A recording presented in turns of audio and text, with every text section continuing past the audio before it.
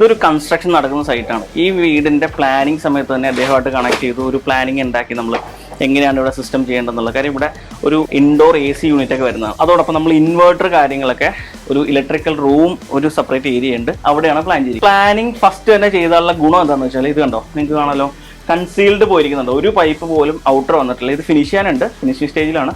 Main feeding പോകുന്നത് ഇവിടെ UG cable താഴത്തുനിന്ന് വന്ന് കിടക്കുന്നതാണ്. നമ്മൾ ജസ്റ്റ് പാനൽ ഇറക്ഷനും അതുപോലെ ഇൻവെർട്ടർ മൗണ്ടിങ് മാത്രം കഴിച്ചിട്ടുണ്ട്. എർത്തിങ് എല്ലാം നമ്മൾ കൺസീൽ ചെയ്ത് പൈപ്പുകൾ താഴത്തേക്ക് പോയിട്ടുണ്ട്. ലൈറ്റിനിങ് റിസർവ് സെപ്പറേറ്റ് ചെയ്തിട്ടുണ്ട്. അപ്പോൾ ഇങ്ങനെ ചെയ്താലുള്ള ഗുണം എന്താണെന്ന് വെച്ചാൽ നമുക്ക് മാക്സിമം പൈപ്പുകളൊക്കെ കൺസീൽ ചെയ്ത് പോകാൻ പറ്റും. ACയുടെ ഔട്ട്ഡോർ യൂണിറ്റുകളൊക്കെ 2 എണ്ണം വരുന്നുണ്ട്, സെൻട്രലൈസ്ഡ് AC ആണ്.